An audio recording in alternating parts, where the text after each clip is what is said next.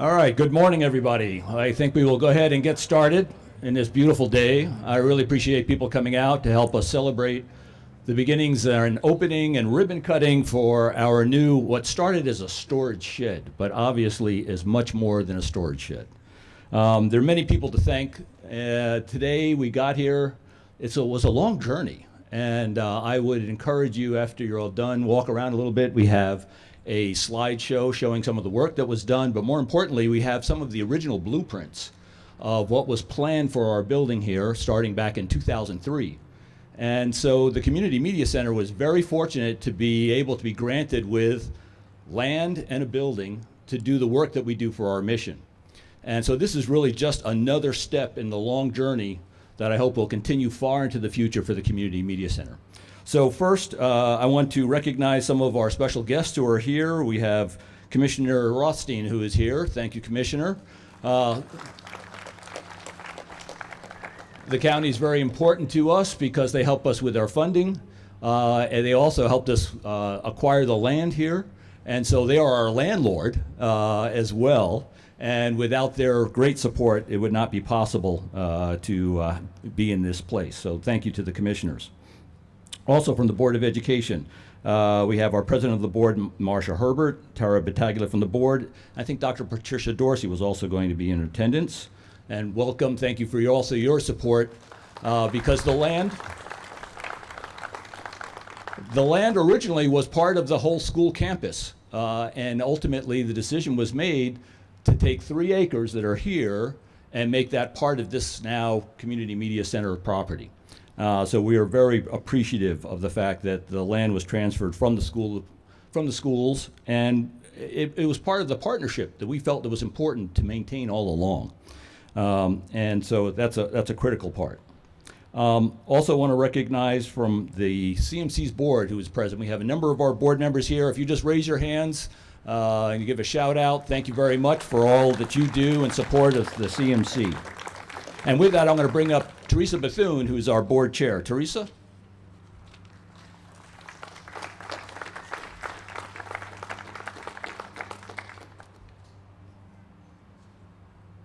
It's actually a little tall, surprisingly.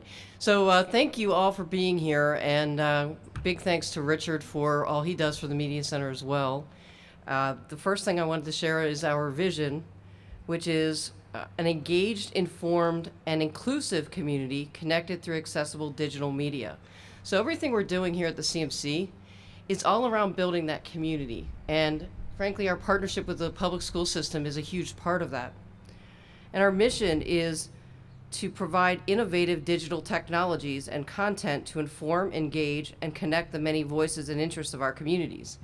Well, I'm sure we all can agree that one of the big interests of our community are these students, right?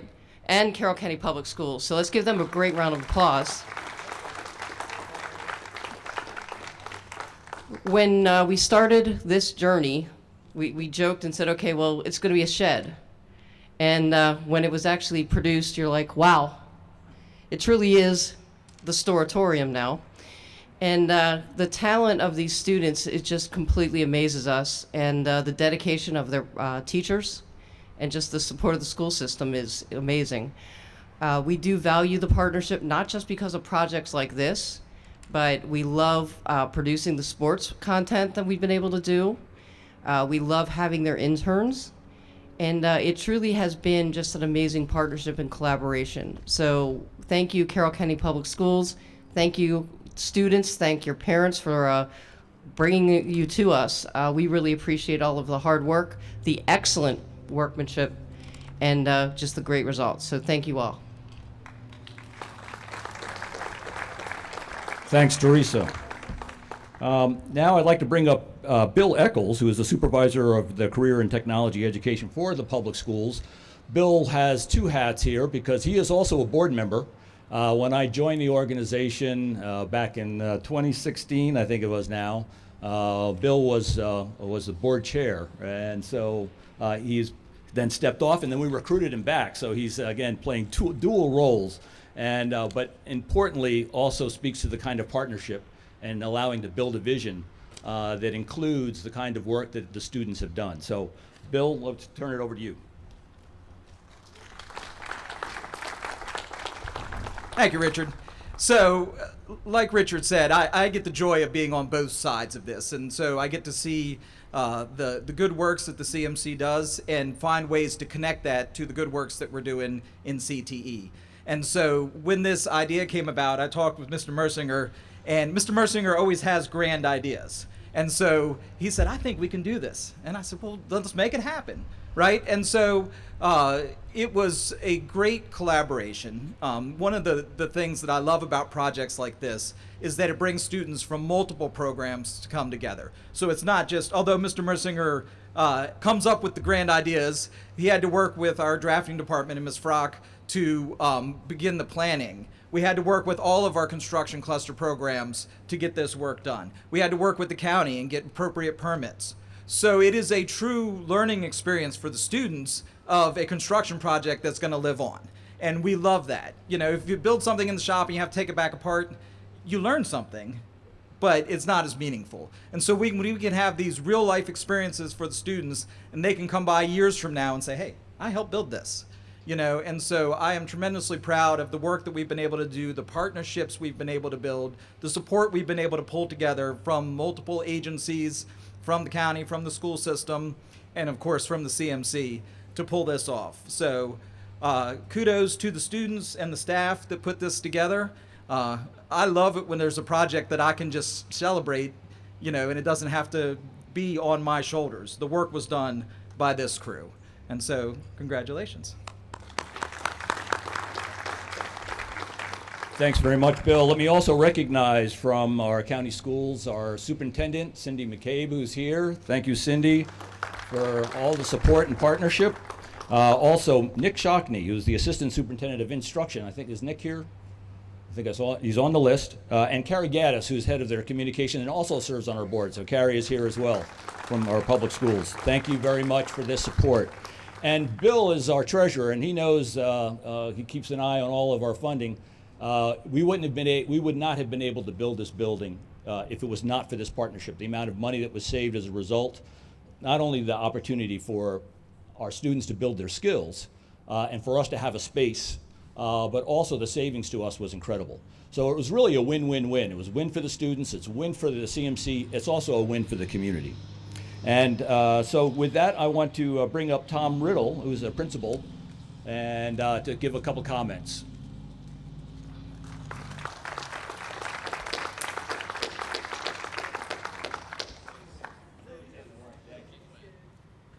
Good morning, everyone, and thank you. So when I started and met Mr. Mersinger for the first time, the thing that he said to me is that people in our county do not know the talents of our students and our instructors in our carpentry programs and our construction programs. And I think that our structure here behind us just showcases that. The many talents of the many programs that were put forth. It's just a beautiful structure. It's going to serve our community well, and I really want to celebrate our students and our staff and our instructors who made that possible. Also thank Mr. Turner and CMC for just the partnership that they've given us. So congratulations, everyone, and thank you.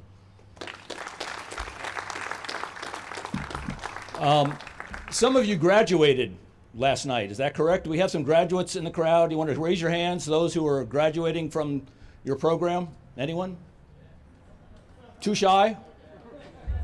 I hear some, yeah, there. I see at least one hand. I don't think it was a student, though.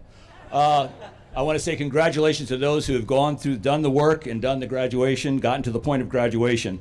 And my hope is, before bringing up John to do some of the specific recognitions of the work done, my appreciation to the students. Coming out here and seeing them work, this is what now almost a 2.5-year project. Seeing the various students who come through, your professionalism, your dedication, and the kind of excellent work that you've done is just amazing. And so my hope is that years from now, when you drive down Washington Road and you see this building, you will think about your contribution to not only to the CMC and the community, but your career. And if you ever have a moment of thinking about, well, did I do the right thing, or am I on the right path? Am I going to make it? I want you to think about this building and know that you can do it because you made this possible. So with that, I want to bring up the very talented and committed instructor that has made this really possible from my perspective, John Mersinger.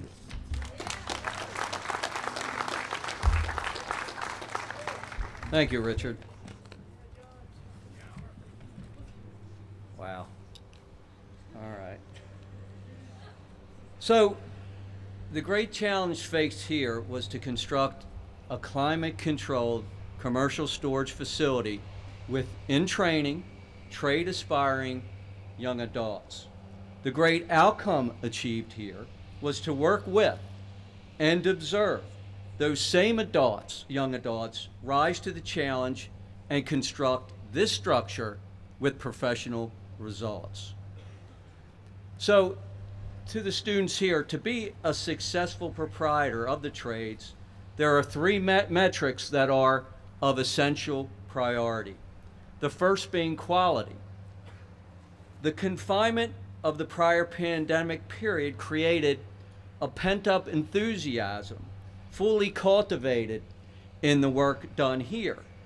Students, they took ownership in the precision of their craft. Consequently, as you can clearly observe, the exemplary level of quality achieved. The second is schedule. My original schedule forecast a 1-year completion term. In reality, it took over 2. As a young man, I worked for a commercial contractor who specialized in the construction of chain restaurants. And as part of the contract, there was a scheduled performance clause. And if violated, the penalty would be a sizable fee for each and every day over the completion date. I recall a Sizzler Steakhouse job completion clause penalty being $5,000 a day.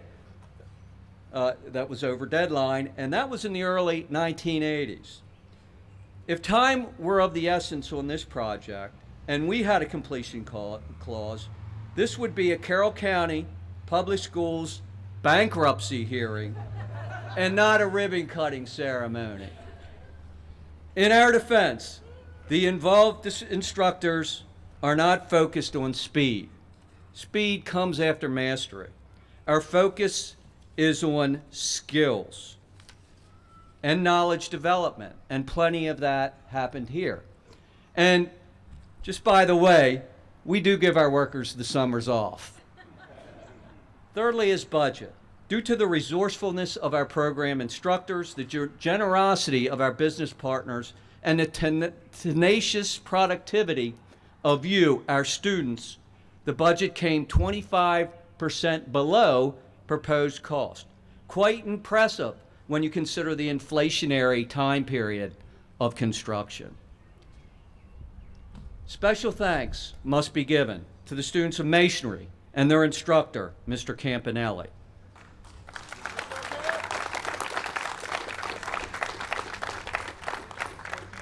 The electrical construction students and their instructor, Mr. Blizzard.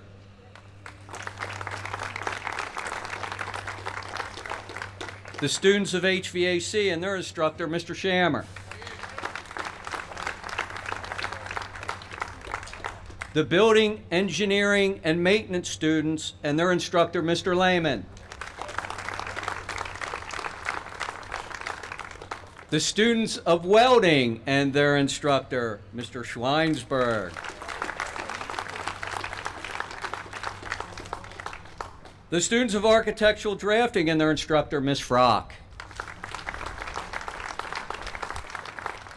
And the students of carpentry.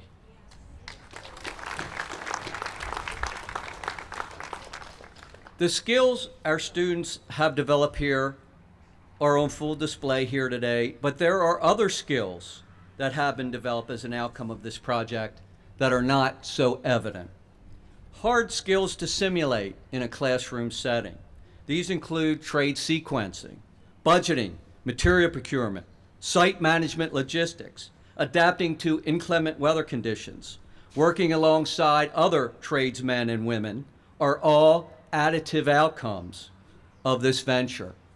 Furthermore, the project highlights the importance of collaborations with local businesses, governmental agencies, and other important stakeholders, including, above all, the customer. I need to recognize and thank Bill Eccles, Carroll County Supervisor of CTE. Without his steadfast support, the project would have never gotten off the ground. Jason Green, Carroll County Deputy Director of Public Works, a dauntless supporter of this project and the construction trades here at the Career and Tech Center. Mr. Riddle and the principal, and Ms. Hopkins, assistant principal, who provided support, logistical assistance to what must have seemed to be an endless venture. Mr. Mike Albin, instructor emeritus for designing the structure.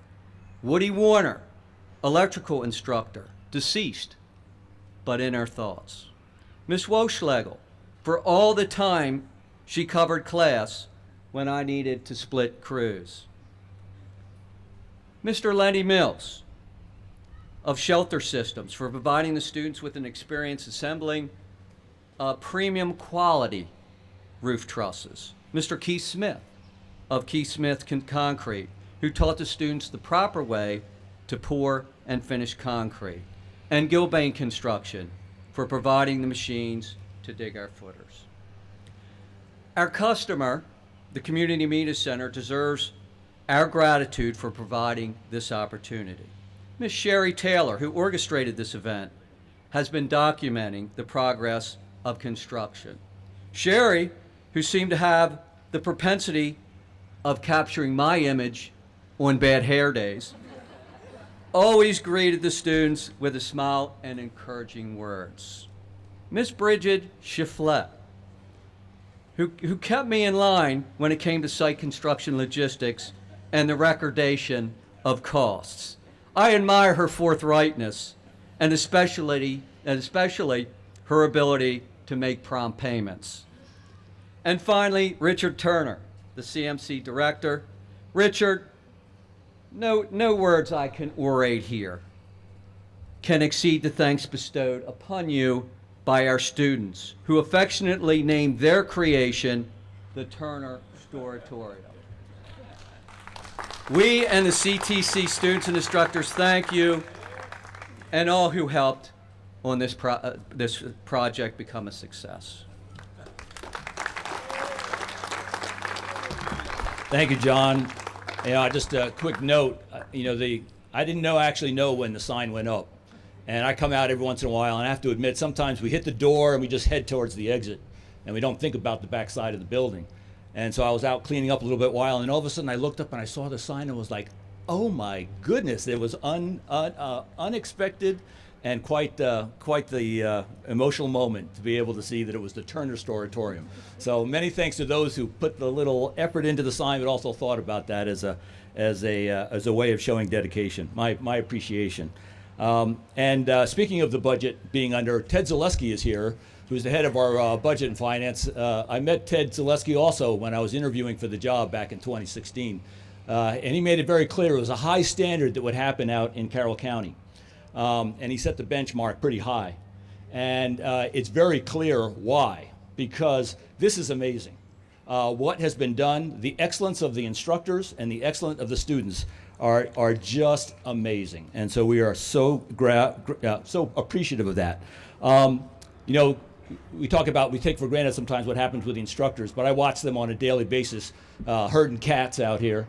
And also everything down to the pizza party that we had to throw at the end of the season for all the students. But one of the instructors stands out, and John, I've got a little gift of appreciation that I want to give to you. It's very tiny, nothing in comparison to the amount of work that you've done and the patience you've experienced that you have granted me as we've changed the design multiple times. As we get done, I encourage you to come inside and look at the original plans. Because as I said, this is a long day coming. In 2003, there was an original footprint planned, but not budgeted, to expand this building out and around the back of this building. That would have probably been about $1 million. There's no way we could have afforded it. So there was an idea in about 2008, I think there were some drawings I found back in our records. There was a plan to build a storage unit. So when I came on board, I finally said, this is something we have to do. And I can't remember, there was a tornado who came through here at one point. We had one of those little plastic sheds out here. Tornado came through and just blew that thing apart. We had it on our security camera system. It was kind of interesting. So I said, that's the moment. Okay, this is the time we're going to make it happen. So John, you really made it happen. I'm very appreciative of all the work that you've done. Thank you. So with that, we're going to wrap it up and get to the ribbon cutting. Sherry, is there anything else that I need to say? All right, you all are awesome. And with that, we're going to ask all of our dignitaries as well as our speakers to come up and instructors to come up so that we can cut the ribbon. We've got our...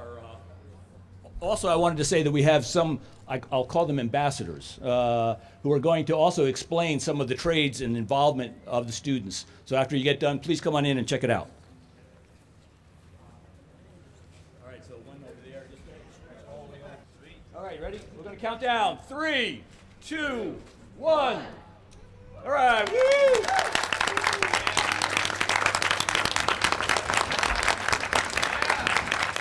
Again, thanks everyone for showing up. Thank you again to all the students and the instructors, and do please come on in and check out the exhibit as well as the great work that was accomplished. Thank you very much.